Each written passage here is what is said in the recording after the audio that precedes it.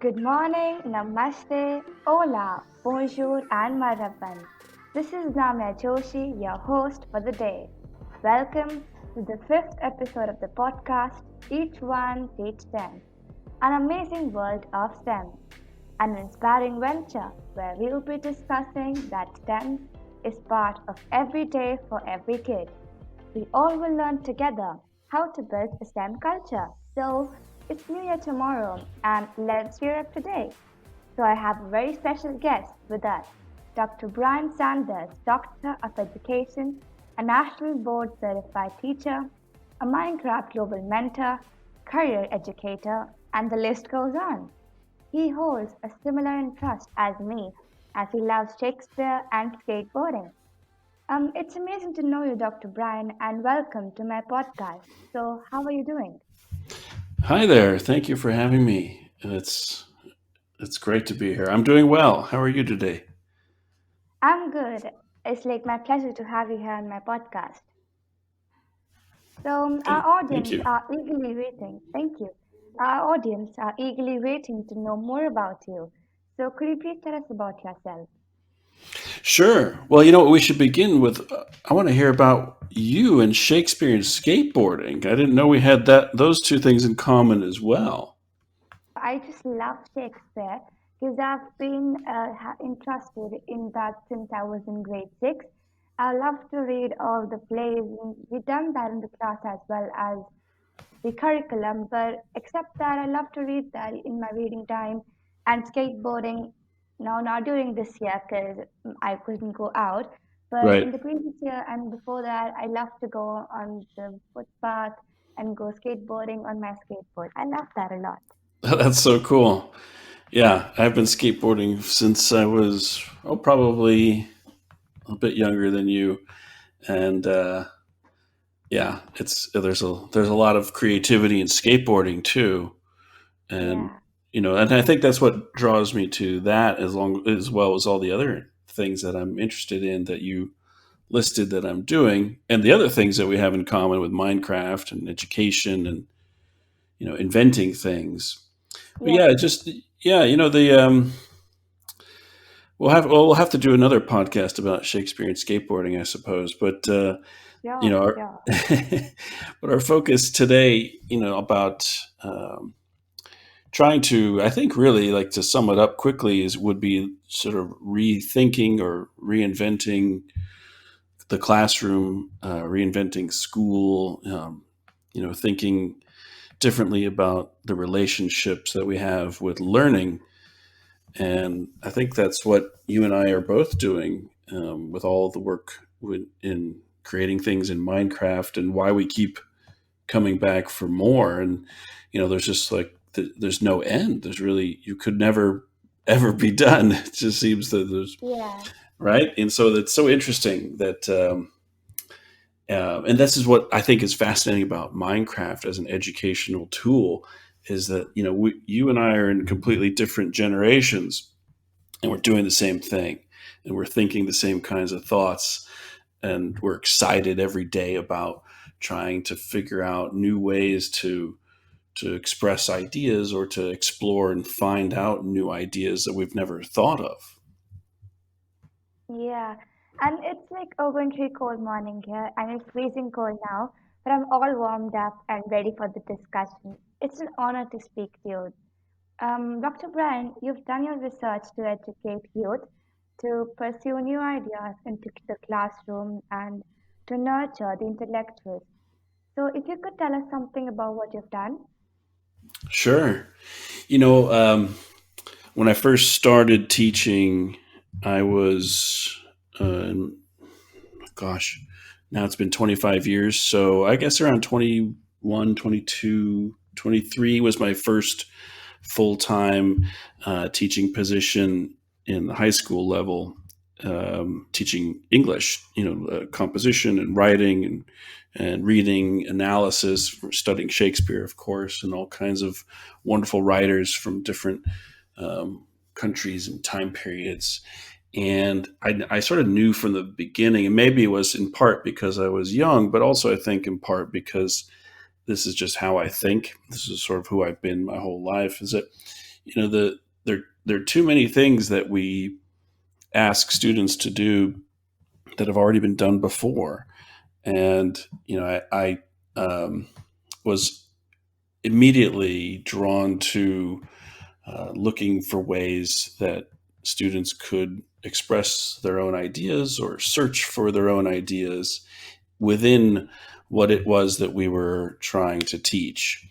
And then that's, sort of blossomed into all kinds of new projects and things that we were doing. The very first big thing I took on with students was making a student-run radio station. And it was incredible.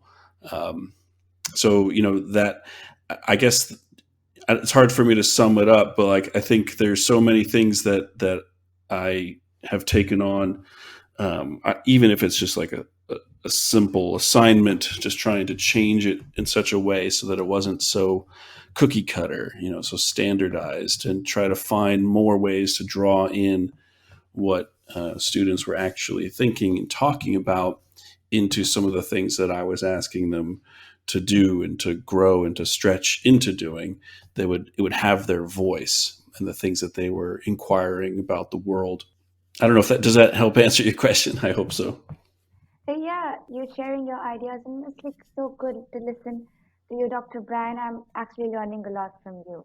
And I do believe that searching our own ideas are the skills for the brick and mortar.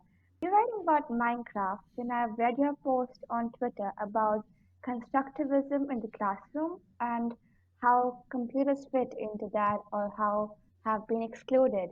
So can you please throw light on that? Sure. I started using a computer in the classroom in maybe 1983, something like that. And it was an Apple II computer, and there was just one, and it was for everybody in the classroom.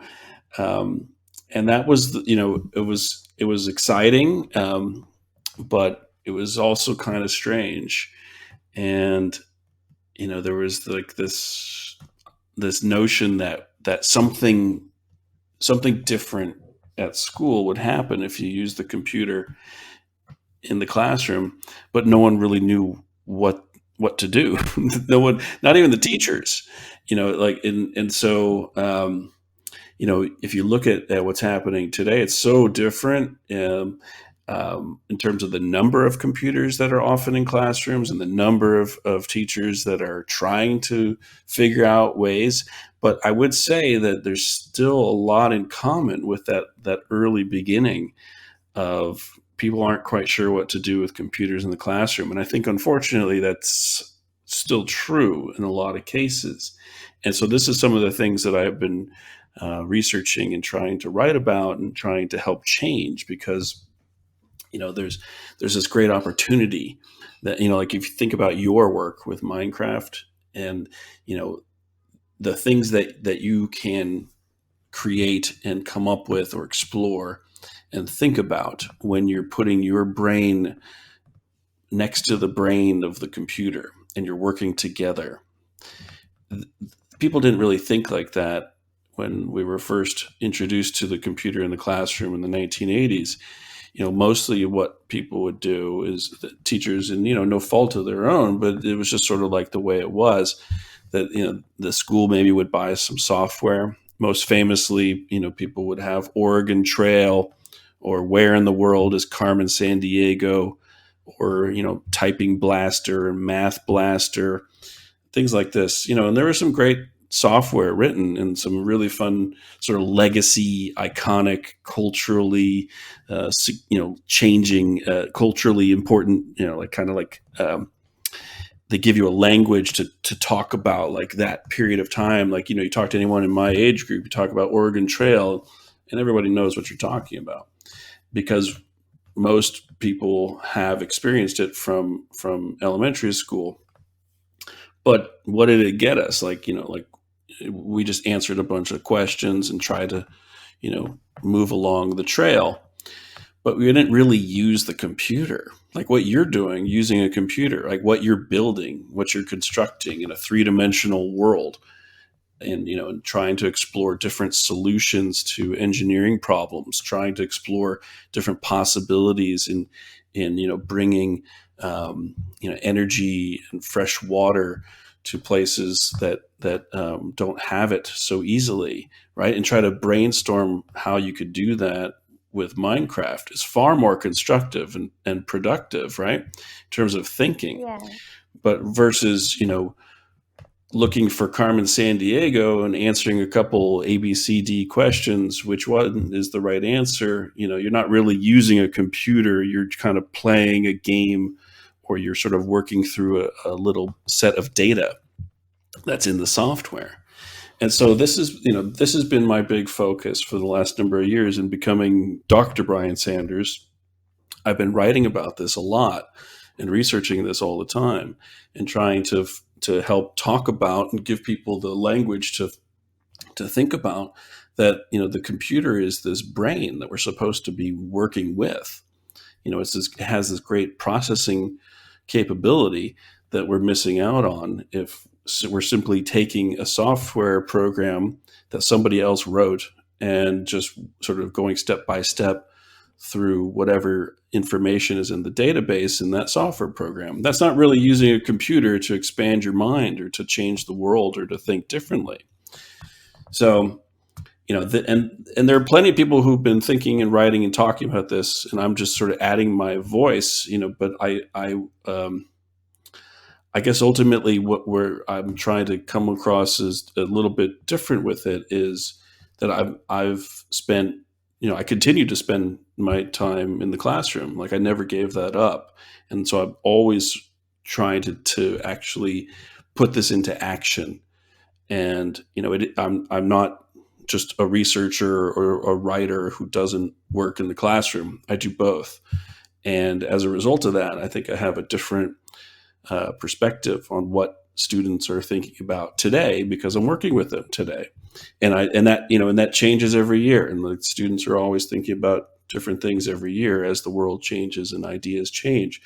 And so like it's I think really important that we keep these there's so many great intellectuals that are writing and thinking about these things, but I think it's really important that they stay connected to the youth and that they're teaching classes so that they can try to test their ideas and their theories and not just have them be things that are in books. Yeah, and I resonate with your thoughts where you said that brainstorming and solving critical problems. I truly believe that it becomes somewhat interesting when you have to just go and search about, yeah, this could be done for that. And I was also going through your website and came across Steam Hamlet. So what is that? If you could tell us about that. Sure. Steam Hamlet is my project that one day will actually exist on planet Earth.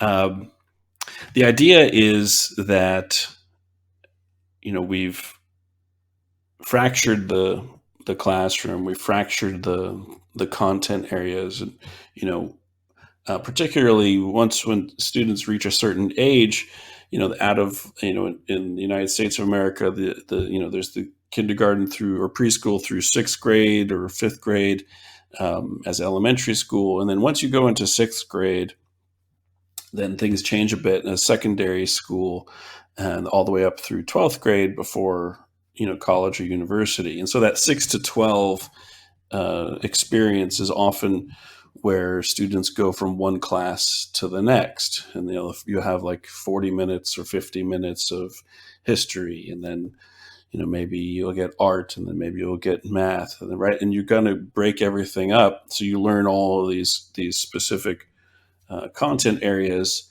and disconnected from each other. And certainly there have been experiments in schools and teachers where they try to put things back together, where maybe they'll teach English and history together, or maybe they'll teach science and math together, right? And then came this whole idea of, well, let's try to put more of these things together. That's where that STEM comes from, right? Then sort of Yes. became, and then STEAM sort of got added into that as people started wondering about, other ways that they might, add in. Some people actually wanted to add in some architecture, I've read in some places, but otherwise, you might add in some artistic ideas or aesthetic ideas.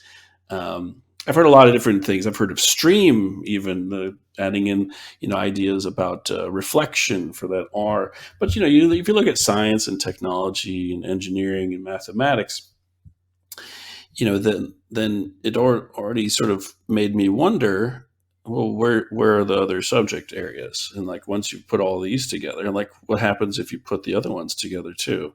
And so I just sort of sat down with a pencil and just started working it out in my head and write things down and try to, okay, so you've got history and you've got language and English. And then I started to think, oh, wait a minute, I started seeing, in the beginning of this podcast, right?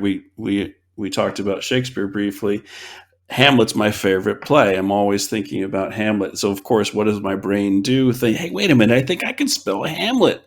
So that's what I did. So STEAM Hamlet was me putting back together all the subjects. And then I thought, well, this is going to be weird because I have 2 A's. What am I going to do with that? And then I was like, well, you know what? That makes perfect sense, because art should be there 2 times. We need a lot of art. And I thought, well, why? Why do we need art? Right. So if you go through it, so science, technology, engineering, art, mathematics, history, art again, music, language, English, theater. And I thought art 2 times makes sense because it's this sort of wild expression in this kind of irrational sense, like things that don't necessarily, come from the rational mind, of all the things that are rational. Like, it's our greatest abstract way of talking about concrete ideas. So yeah, we need art there 2 times. And that's STEAM Hamlet. And so what I want to do with it ultimately, like, I think it's sort of the concept that I use to encourage, putting disciplines back together, or to just forget discipline and curriculum and just sort of just go for, big questions or engaging questions and problems, and not even worry about, well, am I getting enough minutes of science or math today? Am I getting enough, content covered of English or history today? But instead just focus on big ideas and big questions and problem solving and critical thinking and creativity, right? And communicating with each other, collaborating in groups. Like, those kinds of skills and experiences are often what are far more valuable than being able to recall certain facts. Not that these content areas don't have importance. It's just that you don't necessarily need to put them all on a multiple choice test. Like, it'd be better to actually make something and do something. So in addition to STEAM Hamlet being sort of like the way that I talk about, being anti-disciplinary or transdisciplinary in my approach to school, it's also this other kind of big idea that's like an actual thing, like almost like a holodeck, like a hologram room idea, where you could walk into this room that has all of this technology ready, hardware and software ready for you to use, that allows you to, without any special glasses or goggles or headsets, to actually see, in hologram projected form, anything that you would want to just think about and manipulate. And like, you could just name things, and the computer will present a hologram image for you to look at, and everybody in the room can see it, and you could walk around through it, explore it, you could manipulate it, you could edit it, change it, mash it up with other ideas. And so, like, this, to me, it's like a big vision of what almost, something like on Star Trek, the next generation, the holodeck. If you haven't seen it, you should check it out.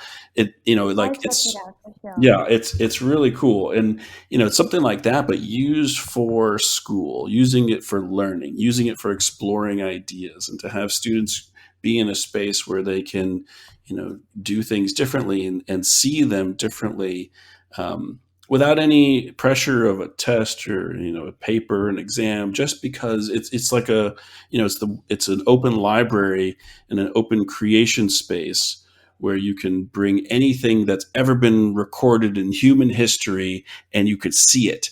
Any video, any song, any text, any concept, any location, any monument, any work of art, anything that you would be searching on Wikipedia or any open library source on the computer screen, you could see it in 3 dimensions being projected in front of you. And then you could start to now put these things together and edit them and mash them up and find new ideas as a result of this new experience of interacting with the world's recorded history. That's STEAM Hamlet. That's amazing. And I was fascinated by the word steam Hamlet, how you made it up like steam and the Hamlet, that is Shakespeare's play. I love that. I love that. And I'm sure Thank you. our audience is eager to know that where can they find you online. Oh, you can find me on Twitter. You can find me on ResearchGate. You can find me on LinkedIn. In fact, if you have not been on ResearchGate, I think you're going to love it. It's a wonderful place where you can find um, you know, people who are either working on their master's degrees or working on their PhDs, or they have them and then they just are sharing the different projects and articles that they're working on. It's a great place to. I've found people all around the world that talk about sort of like the freshest of their research and the articles that they're thinking about writing, and they share it with the world. It's great. So you could find me there. LinkedIn, ResearchGate, and Twitter would probably be the 3 big places. And I guess Thank you'll you. probably post links to all of this right on your website. Yeah, sure. Yeah. I'll do that. I'll do that. Thank you so much, Dr. Bryan. And before we sign off, um, is there any message you would like to give to our audience? Because we would love to hear from you. Sure. My message is that you must find a way to make sure that school, with a capital S, school, doesn't swallow you up. You must find a way to make sure that no matter if these ideas that I'm talking about are interesting to you, but your school, your teachers are not interested in these ideas, that doesn't mean that you should just give in to what school is forcing you to do. You should always hold on to some part of yourself that has ideas beyond wherever you are in life. And like there's so many things that teachers can do really well and inspire students. And then sometimes you find the experiences are negative, and sometimes you have to sort of suffer through them.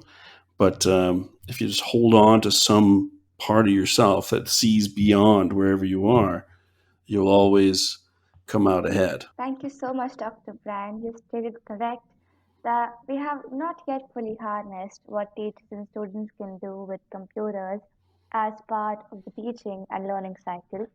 And your innovative work for the social justice through education is indeed praiseworthy. And there was so much to learn from the ideas that you shared. Thank you so much, Dr. Bryan. Thank you for having me. This is great. It's great to talk to you, and I really admire all of your work, Namya. You're doing so many great things, and you do so many great. Like you really keep like that. To me, is really inspiring. Just to keep seeing you posting, what you're writing about, and the videos you're making, and sharing your work is so essential. And so I thank you for that. Thank you so much, Dr. Bryan. And thank everyone for listening to this podcast, and I'll see you in the next one. Till then, each one teach 10. Happy New Year!